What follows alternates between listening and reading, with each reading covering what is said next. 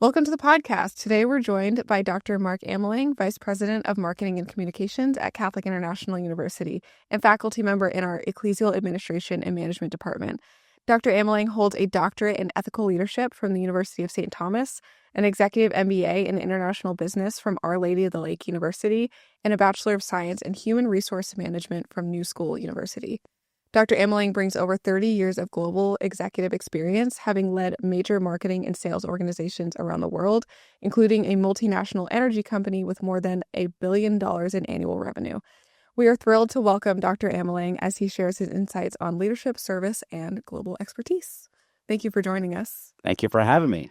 I'm so happy to have you back on the podcast. You were on the podcast back in May, I believe. So that was a communication roundtable we had with Renato. So we're so thankful to have you here.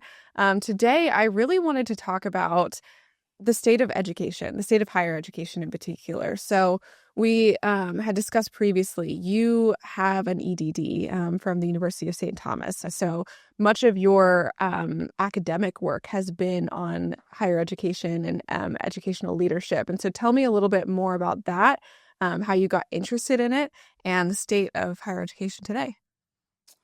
Well, big question. Thanks for asking. Education is the heart of human nature, I think. And we've been struggling to learn ever since we first carved, drawings on the cave. And I've noticed through my life that education is extremely emotive for people. It's the way out of poverty. It's the way, for me personally, it was the way out of poverty, and it was a gift that God gave me. And so when I was called to go into education, I did it because I want to help others realize their full potential, their God-given talent and potential. And I spent a big portion of my life in the third world and different continents and countries that were so poor, and you see children with no hope in their eyes. And it's impossible for any of us to give enough money to change that. The ticket is education. So we have to spread education. And so that's why I'm at Catholic International. We can teach anywhere there's an internet connection. And so that's an exciting proposition. I think we'll talk about later in the conversation, but it unleashes education. We can touch everyone around the world. Absolutely. That's something that's so incredible to me about this university. We've been around for 40 years and we've always adapted to these educational needs, right? And so 40 years ago, that looked like correspondence, which was such a new form of education communication. And then now, of course, we're fully online. We've been fully online since the early 2000s. And I just think that's so important and so incredible that part of the mission of our university has always been reaching people, as you said, where they are in the optimal form of communication that's available. And the mission back then was to go to rural America where there was no access to education about the church. And since we changed the name, a year and a half ago or so, to Catholic International University, we took it to the next level. Now let's go to every corner of the world that doesn't have the ability to learn in a higher education way. And we teach from the heart of the church, but we teach other subjects now besides just theology. We teach business, we teach liberal arts, we're expanding into science and technology. We even have Spanish programs. Spanish programs, all from the heart of the church. As a matter of fact, you mentioned our last podcast with Renato. He's in Peru right now, opening up markets there, and we're getting so much engagement and so much excitement there. Yes, so that's real happy exciting. about that. And so, on that note, right, we're really trying to reach people everywhere and offer them an education that can influence them and influence their communities and help them to grow. What do people need nowadays, and how can we serve them? How are we serving them? Well, we're serving them by expanding our offering from just theology, but we never step away from theology. We just use it in a way, to inform the other sciences. And what we've noticed lately, and the thing that we're really excited about, we work together. So every day. So Yes. we know we're working on this new initiative, but micro-credentialing is becoming a huge force in higher education. And it's really driven by the pace of change of technology, of sociology, of a lot of different aspects of change are making what we learned 20 years ago when we got our first degree or something. It's hard for it to be relevant completely now. Maybe there's some missing parts. And so the idea would be, is it is it too late for me? I have an executive MBA, and I spent my whole life teaching business. But when I was in school, I didn't understand what a CRM system was. Mm-hmm. It wasn't around when I learned, right? Yeah. But now I'm teaching it. Yep. But those kinds of things, so we keep up. So, um, what about the person that's degree maybe is not completely relevant anymore? Maybe they need to augment that, or maybe they want to go in a different direction, and their life changes, and they want to go in a different direction and have a career move. Mm-hmm. That's hard to do, to go back to school and say, I'm got time out. I got to go back to 4 years or 6 years to college and get a degree. And would it still be relevant because things are changing so much faster now? So the idea of micro-credentialing, where I can take a course or two or three or four and learn a skill set that's marketable right now Mm-hmm. and keeping me current. And what if I could put a bunch of those together? Right. And now every 6 months or 9 months, I get a credential that I can really put to use and use on my resume and get another job or get a promotion where I am or whatever. Absolutely. And so it's a good thing for college educated people that want to stay relevant and that may want to change and reskill. Absolutely. I'm thinking, of a scenario in my head right now is that, we do offer, like you said, the majority of our offerings are 2 to 4 year degrees, but we have these micro-credential options. And so I think of, potentially maybe a nonprofit leader, for example, who is on their way to a master's in ecclesial administration and management. And that's going to take a couple of years, probably, especially for a working individual. Mm-hmm. But if they want that micro-credential of a certificate in marketing or a certificate that teaches marketing so that they can implement it right now and so quickly in their work that they're doing, I think that's so valuable. Right. So finance is a big one for a lot of people. You end up, you have a degree in theology or a degree in math or something, and you end up running a nonprofit. Now you have to go hire people, and you have to manage a P&L, and what is a P&L, right? So we can teach you that, and you can use it. We call it learn today, use tomorrow. Mm-hmm. The idea you can learn things that are actionable right away. Absolutely. Yeah. Yes, I think that's so important because, as we're serving so many working individuals, they have these needs in their work today that they need to see through. But not only that, but also this, like you said, this is going to change, in a year from now. And so being able to receive a micro-credential, whether they're anticipating looking for a job or they can use it in their current job, it needs to be relevant right now because in 3 years it might change. That's right. Yep. It's really cool. And don't forget the at the on-ramping level where someone is getting out of high school and wanting to know what they want to do. The traditional way, at least when I was young, was you change your major about every 3 months or so, and then you end up with a bunch of classes that you didn't need, and that kind of thing.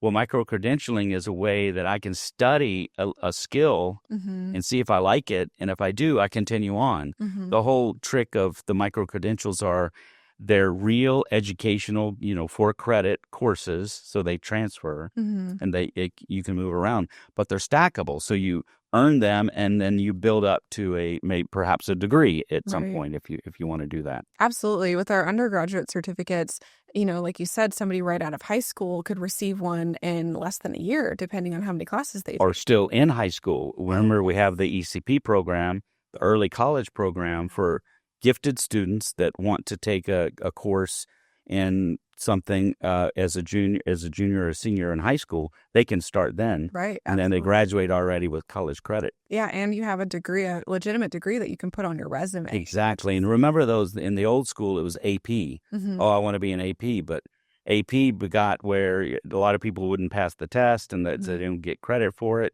Well, dual credit changes the game.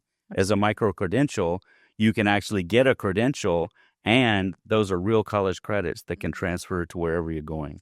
Absolutely. And one of the things that I am so passionate about in what we're offering is that it's not utilitarian as a whole, right? It is in the sense that we are offering skills that they will be able to implement, potentially tomorrow, potentially in a year when they graduate high school, in the case that we're talking about an ECP student.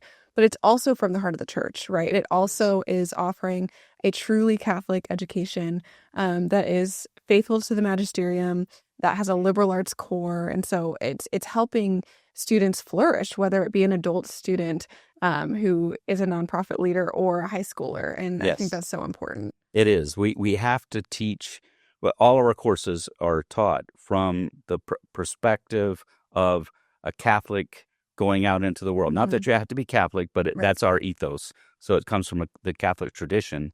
But it's really just being good to people, right? Hmm. It's the dignity of the human person, and we keep that in mind with everything we do. Right. I teach in the business school. I teach a course in human resources management, and that gets tricky. I mean, I when the first time they asked me to teach that several years ago now, I had a big panic over it. How do I do this? Because there's rules, there's regulations, there's laws in Right. some countries, and how do we get around them? And we've come up with a really good model, a framework in which we can model our Catholic beliefs and still be a good HR manager, for instance. That's beautiful, and I'm sure that so many potential students and current students feel a sense of safety in that, of just what I'm learning aligns with my values and what I want to bring out into the world, and also doesn't demean me to just being a worker, right? I'm more than that, and I have Right. more to offer. Right. So, Another aspect of this that might be interesting, at least I find it mhm. interesting, is that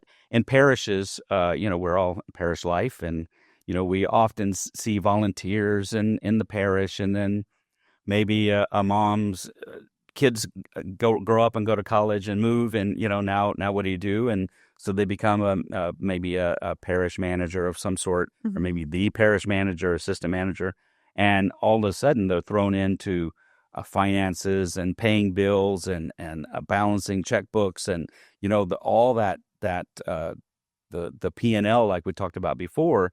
Well, we have undergraduate micro credentials certificates that will teach you in the undergraduate level what you need to learn there. And then if you wanted to continue and and that turns into a 2-year or 4-year degree, it's all stackable. So Yeah, that's another angle that absolutely. has been beautiful, I think, for meeting people where they are. And that's what we're all about. We're meeting you where you are, both geographically and emotionally and educationally. Absolutely. And, as you said before, we're human centered, right? It's the human beings are what makes a church, what makes a society. And so that's where we're going. That's who we're reaching and serving them and what they actually need, and a way that will help them flourish and be who God is calling them to be in their stage of life. And I just think that that's so beautiful. And I've really seen that balance and I would say integration in the way that we've evolved over time as a higher education institution. As we said before, we are on the forefront technologically, and we're able to reach the masses, and we're able to take advantage of these technological advances that we've seen. But we haven't lost that focus on the human person and how to serve them well and prudently. Absolutely. That's the differentiator, I suppose, for a Catholic international Hmm. is that. I mean, you can learn business from anywhere, but Hmm. business from the heart of the church is different. And it's not a religion class every time you come to class. It's just a perspective of hiring and firing Hmm. from a perspective of that's a person may not be a good fit for the job. Maybe he has to maybe get some skills other skills outside or whatever. We look at things like that, like we analyze it from the perspective of the individual and caring for that individual. It's still, you still have you have to have tests and you still have Yeah. to study, but it's from an angle in which we all feel comfort. I think you mentioned that earlier, Right. that we were raised that way, so we're comfortable. Mm-hmm. And for converts as well, it's comforting to know that, okay, I'm learning in a nurturing environment. Circling back to higher education today, right? How did we get here in terms of the need for micro-credentialing? I'd love to know just about the history and the ethos surrounding that. Well, really, it's rapid change. One of the things that I tell first year business school students is I say, you see the cell phone that we all have and love. Most of you grew up with it, Mm-hmm. but the person that designed this was not taught how to design cell phones in college. Mm-hmm. They learned how to learn, So that's where it came from. And what we find now, though, is that rapid change is happening in the world, and it's happening so fast that it's hard to keep up with. And higher education, if you think of where education came from, we'll go tomorrow, I think, to our graduation, and all of us will be wearing our stuffy robes that came from England and Oxford, Right. centuries ago. And it's very traditional. Well, the world's not traditional anymore in a way. It's changing so fast and so Mm-hmm. rapidly. So we have to try to find a way to meet those two. And micro-credentialing is a way to do that, is a way to be responsive to the changes and needs of education. But we also have to look at it in terms of globalization. It's been very interesting to see from a social science standpoint, the way that cheap labor is being sought Mm-hmm. after, because for menial tasks that don't take a lot of skills and a lot of training, let's go find the cheapest place to do it. And that was true in the U.S. for centuries. And then when globalization started happening, well, let's go to China. Mm-hmm. Let's go to India. Let's go to Bangladesh. And, we keep going to find the cheapest labor sources. That's a beautiful thing on a lot of different fronts, ugly on some others. And this is not a sociology course or anything, but the whole point is that the country that loses that labor, the low end labor, and it goes somewhere else that's cheaper, so that's in the wake of globalization, that country experiences a rise in the entry level skill sets needed for entry level positions. Absolutely. And so it's going to raise all boats eventually. Mm-hmm. For instance, there's a great statistic that GDP for a country is directly related to literacy. Mm. And so as we upskill workforces and they get literate, GDP goes up. Wow. and the whole society does better. So it's a good thing, but it's also a scary thing for us to think that we have to start educating the entry-level workforce in all these countries in order for a Catholic, a belief system to matter. I mean, we have to be there for those people. And that's why we're so excited about this micro-credentialing program, because we can go out and teach things that are needed right away and help people grow. Yeah, that's such a good point, is that we have to stay relevant in the culture or we will be lost. And Right. so in order to, we have to bring the education to those who need it in a way in which that they need it. Otherwise, our value system could be lost. And that's why the online nature of our university is so freeing. And so we can go anywhere, and we can even do what we're doing in Belize, and what we're doing in Peru now, and where we're taking our education to places and we're learning what they need locally, and we'll adapt and grow that way. Absolutely. Yeah. Yeah, I would say, I'm really excited about this conversation because it really is a communications roundtable in a lot of ways, right? We're talking about the work that we're doing in micro-credentialing. We're talking about the work that Renata is doing in Peru, bringing all of this down south. And so that's just so exciting. One of the things, as you were talking, that this image that was really coming to my mind is that we just spoke about this ethos that's created this need for micro-credentialing, and we really are serving that need. We're serving these human beings to lift up this society with Catholic values and, with a Catholic educational background, but we're also serving the ethos itself as well. And the image that came to my mind there was in our Prudential Design of Emerging Technologies courses, which is, as you said, we're in a season of rapid change. That season isn't going to end anytime soon. No. And so who is creating that ethos? Who's propelling it forward? And should we be forming them? I think is the questions that we've been asking, and our answer is yes. And we are wanting to offer that. So, well, that's a great example. Is we have a master's degree in emerging technologies. Mm-hmm. We also have a micro-credential in that, a certificate in that. And we essentially right now, it's all concerned with with artificial intelligence.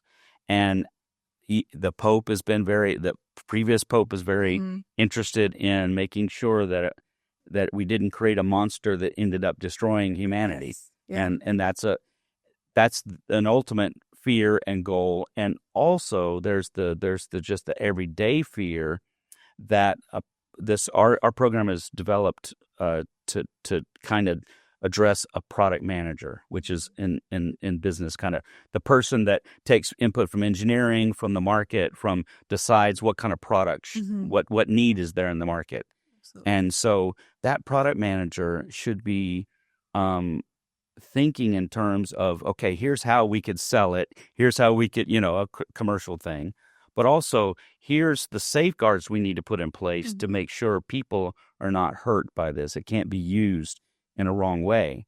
And I'm talking about artificial intelligence. The degree is emerging technologies, because we know that AI is going to go somewhere and there'll be something else and morph into something else. And there's always going to be this ethical consideration of our advancements in technology. And that's why we're doing that. We want to be cognizant of that. The person that designed that program for us was a brilliant, one of the AI founders in the world that worked for IBM, and he retired. And that's what he was most worried about, was how can we make sure this technology that we all together created, those brainiac people, and how can we make sure it remains safe? And he's dedicating himself to that for us. And it's just such an exciting, the one very curious thing has happened that I didn't expect. And it's on my way over here. He just sent me a text that I couldn't meet with a student that was interested in this program because I was flying to get here. Right. And so I said, Dr. Hudson, can you do this for me? And he did. And he just sent me, as I was in the taxi on the way here, how excited he was. The call went very, very well. And she is a practicing neurologist. Wow. And I can't tell you that we've had PhDs from Stanford that are in AI think tanks. All kinds of people are responding that don't need a master's degree because they're already doctors. Right. And but they need that knowledge. They need that understanding of how we use this technology in neurology, and how do we use it in a human-centered way. Absolutely. And so it's a fascinating, brand new development that y'all are hearing just for the first time here, but it's really exciting. Dr. Pensina spoke about that when he was on the podcast, where he was, he works in healthcare as well as a board member who's been involved in the development of this program, and he was talking about how this could really serve the doctor in many ways, and the patient, because it can allow the doctor to be more intentional, because he's not worried about all of the coding and charting and all of that while he's in a conversation with the patients, and so he can be more intentional. But it could also be it also could not serve them if we're not careful, because we can find false diagnosis, if we're not fostering that well. And of course, he worded it far better than I just did. But it was very interesting, because it really does take that prudence of, this can really serve us here, but let's be careful, right? Because if we're too lazy as we're, and you have to look at the downsides. That's the whole point, was we have to consider the downsides as well as the upsides. And unfortunately, we have to consider what somebody that doesn't have the same value systems, it wants to be good for everyone, Right. the good for the common good. Absolutely. That's dangerous. And so Mhm. what can somebody do to hurt the common good? Right. And we have to try to design around that. So, Absolutely. uh, That's why product developers are so important in this program because they'll be able to, like you said, create right, those safeguards. right. So, But it has to be a general education mhm. because we're using it in medicine, we're using it in science, we're using it in space, we're using it in drug. I mean, all kinds of Mhm. different applications. And you can't design a program for every specific one. You have to teach people how to think and think Mhm. in a good way. That's why having the Catholic ethos behind this Mhm. is so critical Right. because it allows us to think in a certain way with the frameworks that we're already familiar with and learn some of this new technology.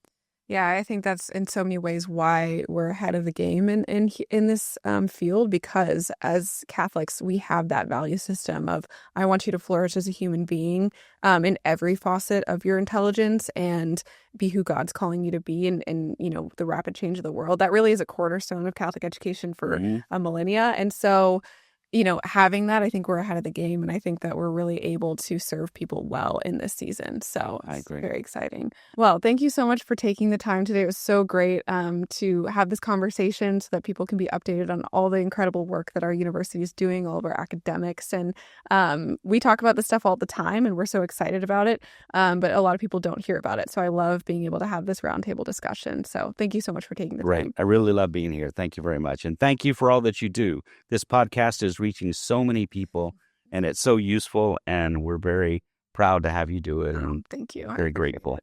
Okay.